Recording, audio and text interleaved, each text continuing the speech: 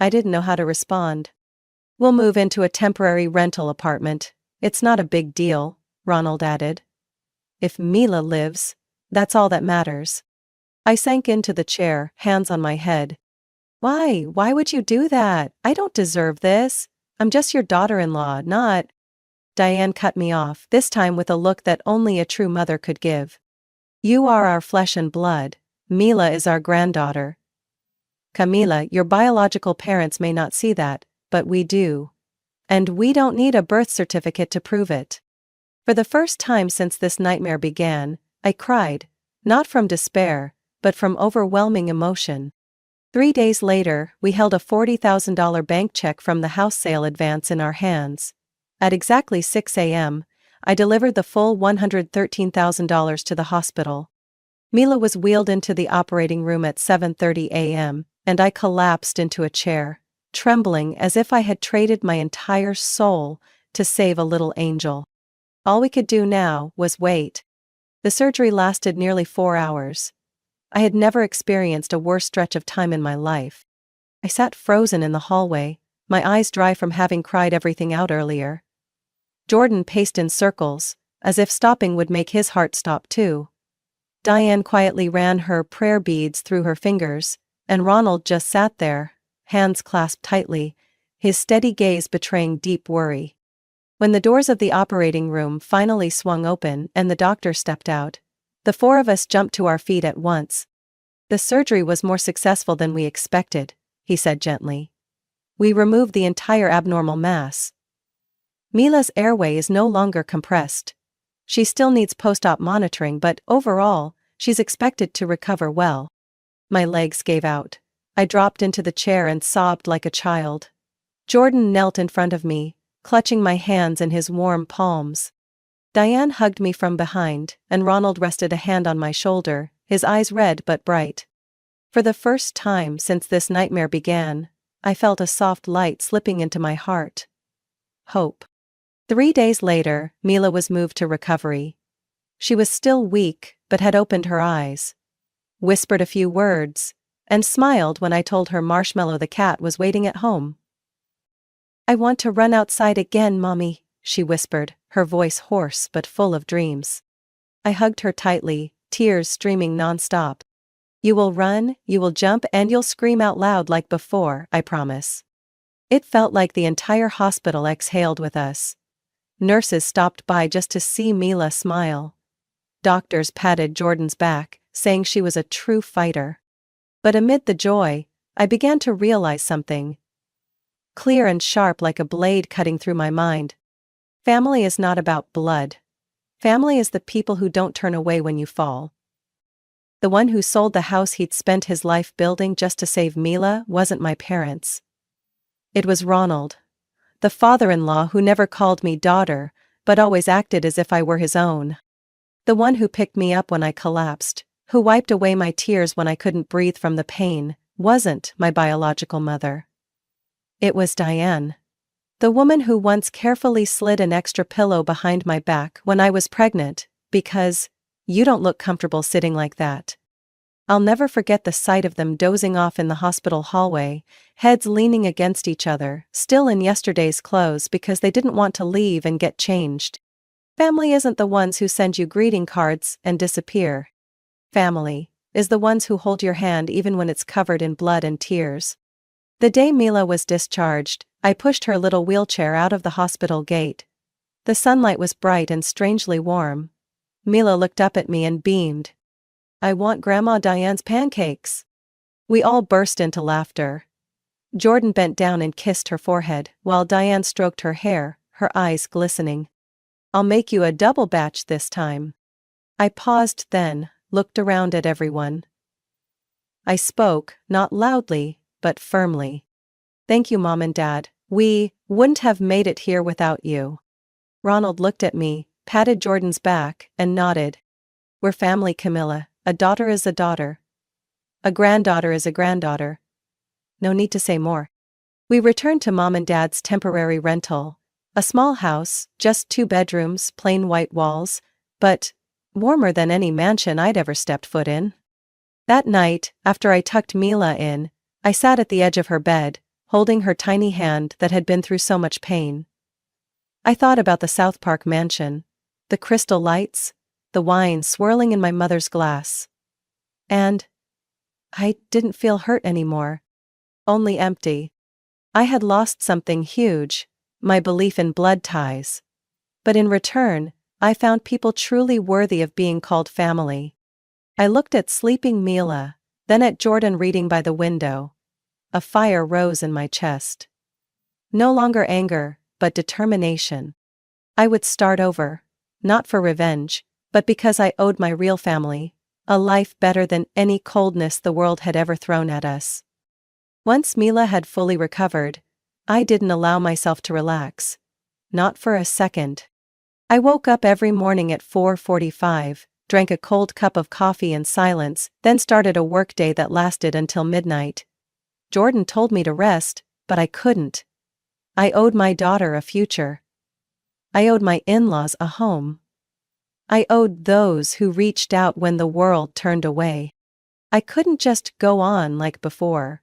I had to rise, expand, stand, where no one could look down on me again. Harris & Co. Interiors was once just a tiny office squeezed between old buildings in South End. After Mila was discharged, I moved the entire headquarters to a newly rented office building near downtown Charlotte. Expensive rent? Yes. But I saw it as an investment. And I didn't plan to lose. I accepted every project, from redesigning a small cafe to an entire floor of a law firm.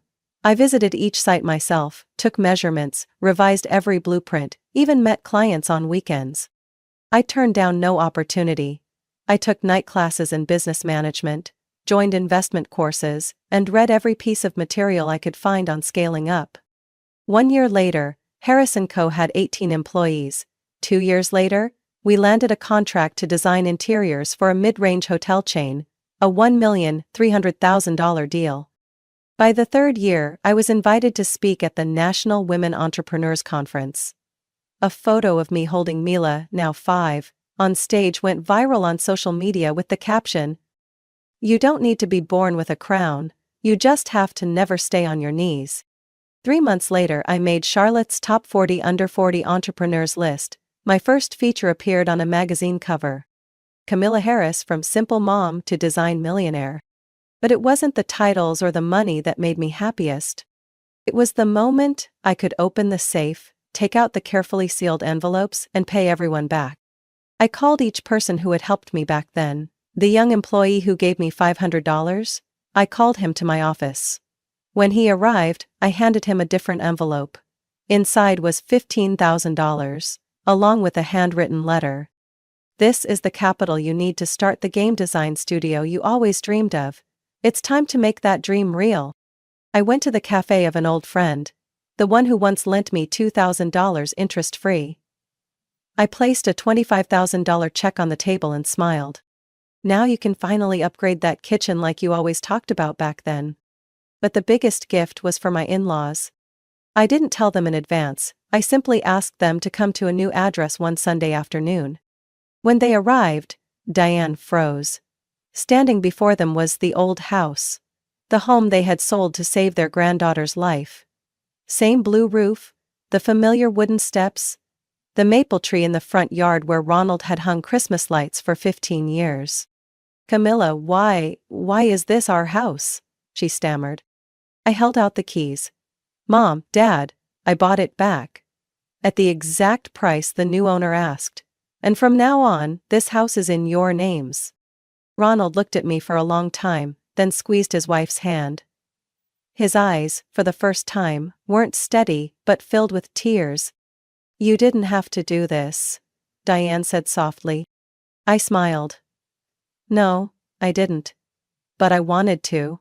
Because you chose my daughter over this house. And today, I choose to give you both back." We walked into the house together. That night, the whole family sat around the old wooden dining table. Mila talked about school, Jordan laughed as she stumbled over some new vocabulary, and me, I just sat quietly, watching my in-laws smile. And I knew. I had become the woman I once dreamed I could be. Not because I was rich, but because I was grateful. Because I rose above. And because I never forgot the hands that lifted me when the world turned away. One early autumn afternoon, while I was reviewing design plans for the company's first lakeside resort project, my phone suddenly rang. Unknown number. I hesitated a few seconds, then picked up. "Camilla, it's Mom." I froze. It had been over 3 years since I last heard her voice. The voice of the woman who turned her back when I knelt down begging her to save her own granddaughter. Now, that voice was trembling, rasping, as if clinging to something final. Can you talk to me for a bit?" I didn't answer. I didn't know if it was from anger or sheer shock. I'm sorry. Your father and I are in serious trouble. The bank took the house. Everything's falling apart. I stayed silent. I know we were wrong back then. Horribly wrong. But now, I'm begging you. Just this once. We need $200,000 to save the house. If not, we'll have nothing left. 200,000. A number that no longer meant much to me now. But back then, when I needed just half of that to save Mila, they chose cake and fireworks. I clenched the phone. "Mom? Do you remember the night I knelt down in the middle of your party? Remember when I said Mila would die if she didn't get surgery?" "Camilla, I remember it clearly," she choked. "And you said to me, 'We already spent on the wedding, we can't help.'" Silence.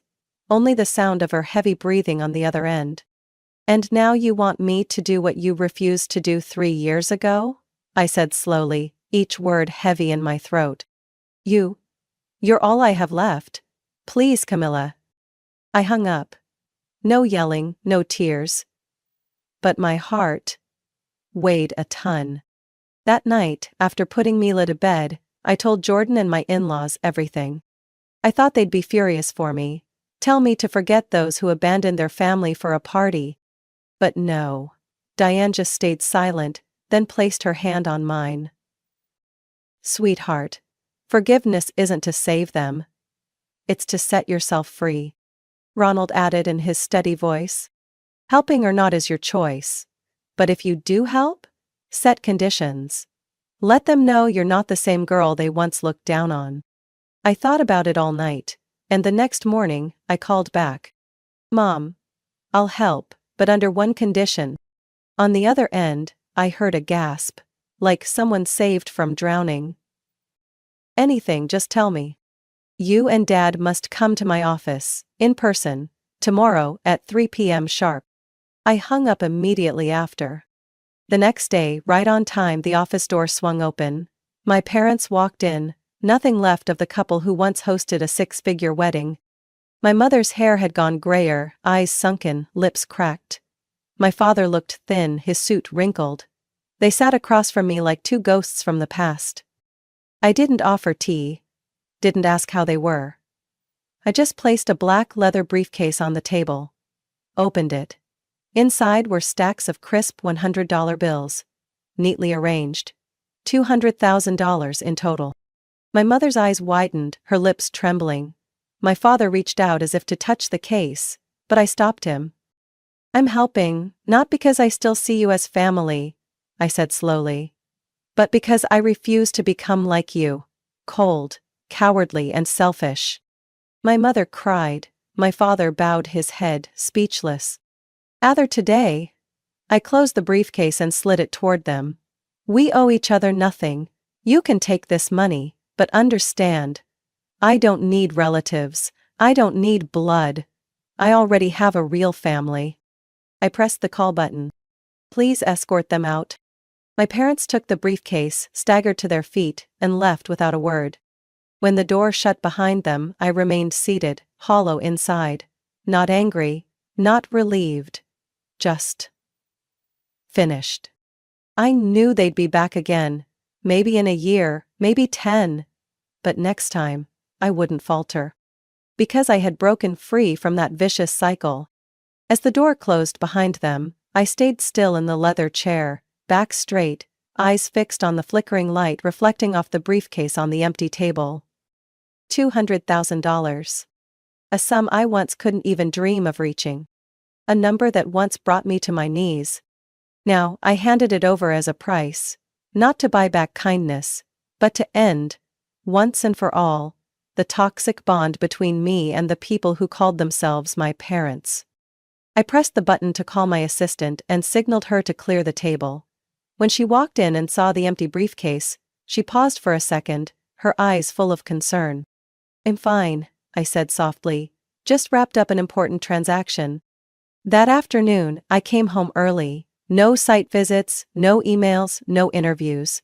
I went straight to the warm house in the suburbs, where Mila's laughter echoed from the backyard, where Jordan was trying to build a tent out of fabric and rope for their game of Amazon Jungle Explorers. I sat down on the porch steps, took off my shoes, and felt the cool wooden floor under my feet. My breath slowed. My heart felt lighter. Diane brought out 2 glasses of iced tea and sat next to me. "Everything all right, sweetheart?" I nodded. "It's all right. And it's finally over." She didn't ask anything more, just placed a hand on my shoulder, light but steady. That night at dinner, Mila talked about her drawing assignment at school. She drew her dream house. With 4 people and a cat. I looked at the picture. There was me, Jordan, Mila, and Diane. No Thomas, no Marilyn, no Ethan. No one else. Only the family I chose. After dinner, I put Mila to bed and read her a chapter from her favorite fairy tale. When she had fallen asleep, I went downstairs to the office and opened my laptop. There were 10 unread emails from investors, 2 invitations to speak at international conferences, and 1 message from a CNN reporter asking for an exclusive interview. I turned them all off. Tonight wasn't for the world. I opened a document titled Camila Legacy and Choice. Inside was the plan I had quietly built for over a year. An emergency fund for single parents without health insurance. The Mila Hope Foundation. It started with my story. From the despair that once brought me to my knees. And from the lesson that no one deserves to be abandoned just because they're not rich. I looked over at the photo on the wall. Mila and me at her kindergarten graduation, with Jordan and my in-laws beside us. All 4 of us, smiling. Real smiles. No masks. No hidden daggers.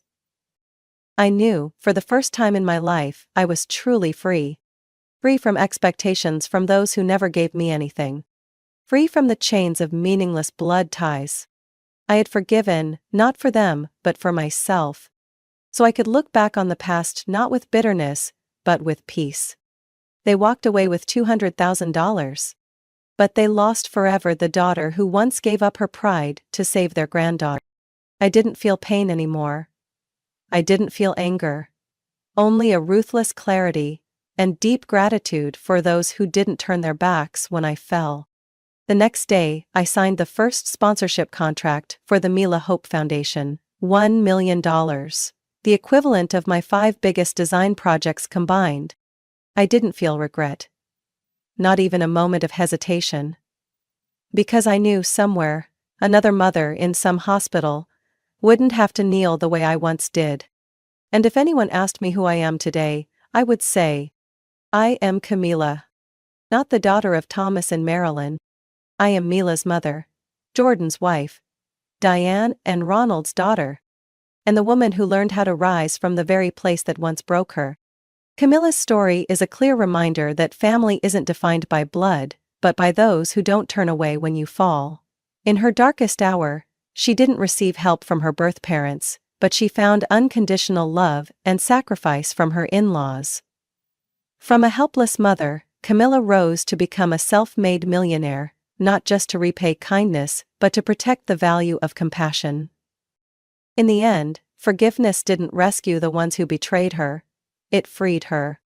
What do you think about Camila's choice? Would you have done the same in her shoes? Share your thoughts below. And don't forget to follow the channel for more real and moving stories about family and life. If someone ever told you that family is the safest harbor, then they've probably never been abandoned by their own flesh and blood in a life or math moment. I used to believe in the bond of blood, until my daughter lay gasping for air on a hospital bed, while my parents were raising champagne glasses under crystal lights. That day, I knelt in the middle of a luxurious mansion, begging them to save their granddaughter's life.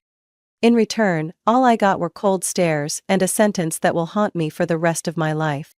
And now, they come back, empty-handed, teary-eyed, hoping I'll save them. But the Camilla standing here today is no longer the naive girl who was once left behind. My name is Camilla Harris, 34 years old, living in Charlotte, North Carolina. I run an interior design company specializing in townhomes and retail spaces. Not wealthy, but enough to live a stable life with my husband and young daughter. My family isn't poor, nor are they elite.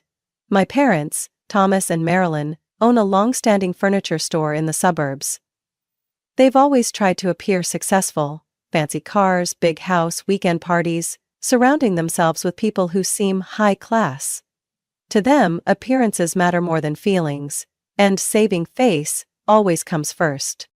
I'm the oldest of two. My younger brother, Ethan, is 3 years younger than me. Ever since I was little, I noticed that love in this family was never equally shared. When I got a perfect score on a test, my mom simply said, "Well, girls should be good at school." But when Ethan got a B, the whole family celebrated like he got into Harvard. When I received a full scholarship to an interior design school, they just nodded. "Good, but can you make money with that?" Ethan only had to get into a local community college, and my parents threw a party, invited relatives, even ordered a cake with him in a graduation cap. I wasn't jealous. I was just tired. From then on, I learned to stand on my own without expecting anything from them. After graduation, I started designing interiors for a small firm. The office was cramped, the AC often broke, but every drawing I completed made me feel like my life had meaning. After 3 years of gaining experience and saving up some capital, I took the leap and opened my own company, Harris & Co. Interiors. Nothing grand, but it was my little dream. While surveying the interior of an old bookstore, I met Jordan, a man with gentle eyes and a smile that froze me for a few seconds. He was the shop owner and loved horror novels. I preferred romance. We argued for an hour about Stephen King, then had coffee, and somewhere along the way, we fell in love. 2 years later I married Jordan. A year after that I gave birth to our daughter Mila, a little angel with deep brown eyes just like her father. Life wasn't lavish, but it was peaceful. I had a small office, Jordan kept the bookstore, and Mila loved running around our yard with our tabby cat named Marshmallow. We didn't take luxury vacations or dine at expensive restaurants, but we had laughter, meals filled with love, and a warm home. But then, everything started to fall apart, bit by bit. Mila started coughing persistently one December morning. We thought it was just a cold. But the cough didn't go away. She grew tired, ate less, and sometimes had to sit down, gasping after just a few minutes of play. One evening, while I was folding laundry in the utility room, Jordan screamed, "Camilla, come here, quick!" I rushed out, heart pounding. Mila lay limp in Jordan's arms, her face pale, whispering, "I'm so tired, Mommy." I don't remember how I got her into the car or drove to the hospital. I only remember the cold waiting room and the tightness in my chest when the doctor walked out, his face tense. "We found an abnormal mass in Mila's lung. It's pressing on her airway. She needs surgery immediately." I thought, it's okay as long as she's saved, but then they gave us the number. $113,000. That was the price of life. I had never begged anyone in my life, but this time, I lost all pride to find someone who could help. I went to the one place that should have been my first refuge, my parents' house. But what happened there? I swear I will never forget. I never imagined a day would come when I'd be so helpless, watching my daughter struggle for every breath. The doctor laid the CT scans on the table, his eyes devoid of the usual politeness. Mila has a congenital malformation in the lower lobe of her left lung. This tissue is compressing her airway. If not operated on soon, it will be very dangerous. I sat frozen, mind blank. Jordan gripped my hand tightly, his voice cracking. So, you mean emergency surgery? He nodded without hesitation. We want to operate within 48 hours. The longer we wait, the higher the risk of infection and respiratory failure. Mila was lying in the next room, IV in her arm, face pale, lips cracked and dry. I remember whispering, through the glass, "Don't worry, baby girl, mommy will do whatever it takes." But before I could finish that thought, there was a knock at the door from the financial coordinator. A middle-aged woman stood there, holding a thick stack of documents. "Sorry, but before we proceed with any medical intervention, we need to verify insurance and payment capability." I swallowed hard. "We don't have insurance. I own a small business, and I haven't been eligible to purchase a family plan." The woman looked up, her eyes suddenly cold as ice. "The estimated cost for the surgery is $113,000. That includes the operation, post-op care, and hospitalization. We need confirmation of payment before proceeding." $113,000. A number that dropped on my chest like a sledgehammer. I turned to Jordan. He didn't say anything, just closed his eyes, as if fighting between despair and duty. "There's no way," I whispered.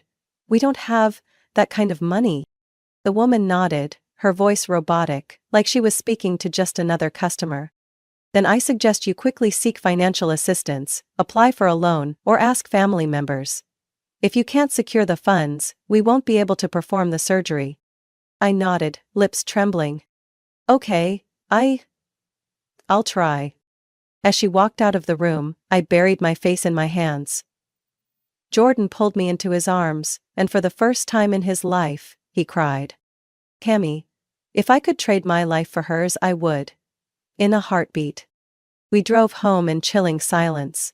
Every wall, every chair, every one of Mila's toys felt like it was stabbing into me. Me. A mother with a stable job, an education, a reputation.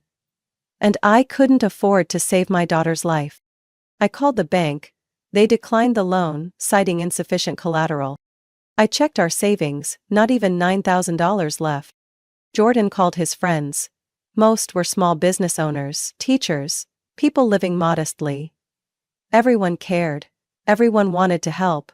But no one had $10,000 to lend us in just a few days. I posted on an internal forum for the design industry, hoping someone might refer us to a charity or legal aid. Nothing. Just a few meaningless words of sympathy, and 3 spam comments advertising health insurance.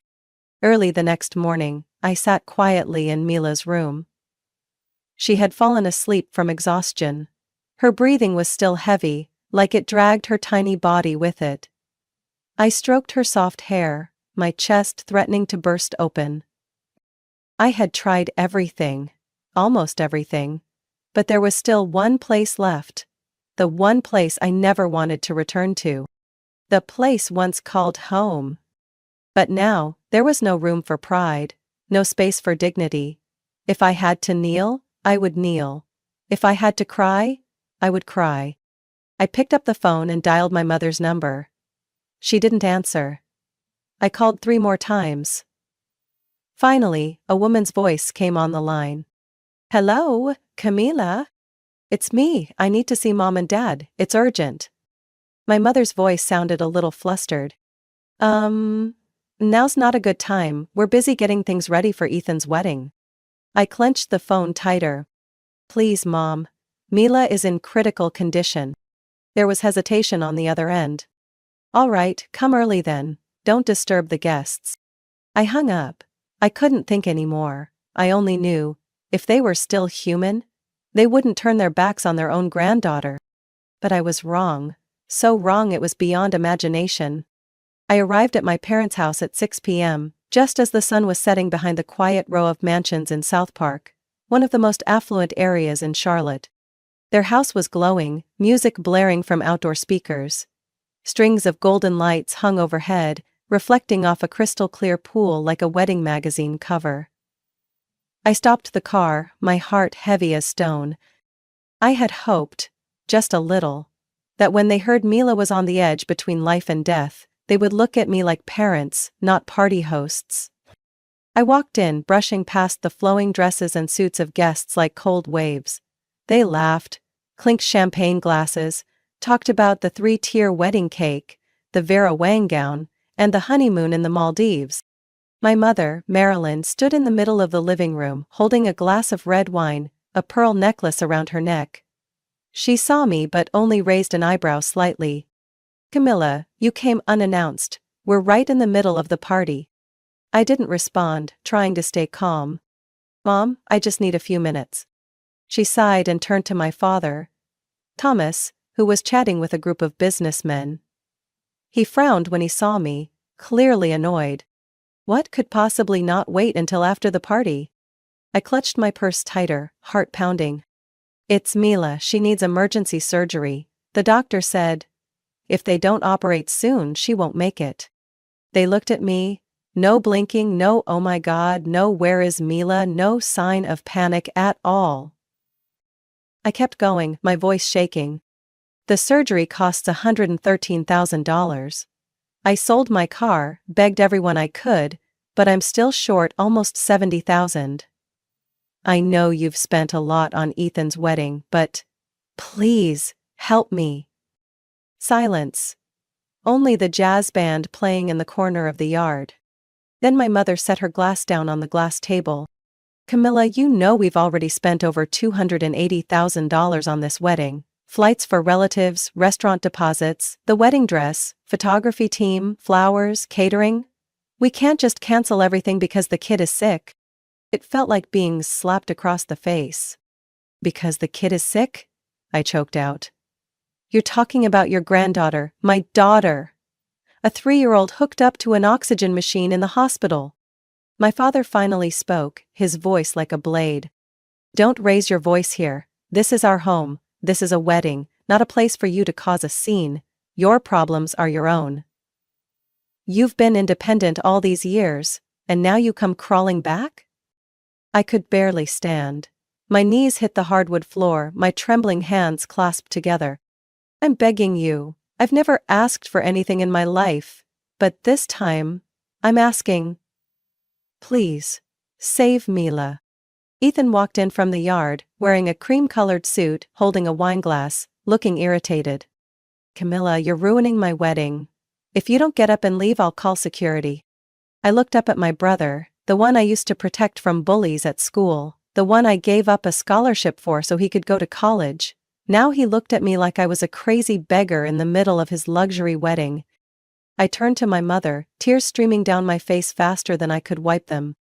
"I'm only asking for part of it. Anything you can give. Just enough so Mila can have the surgery. I'll pay it back, every single cent."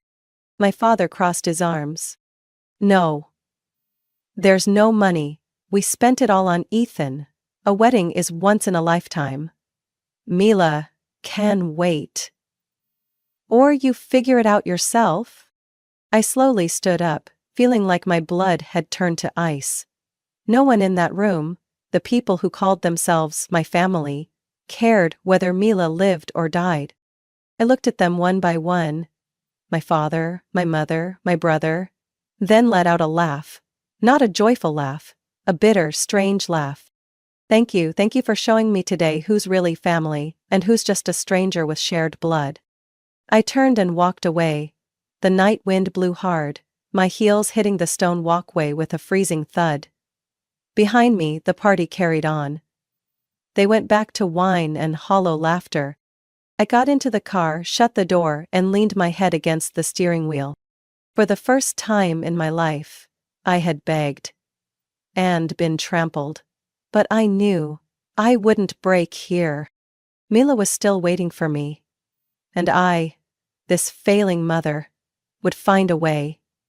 Even if I had to burn the whole world down, I would save her life. I got back to the hospital close to midnight, drenched in rain.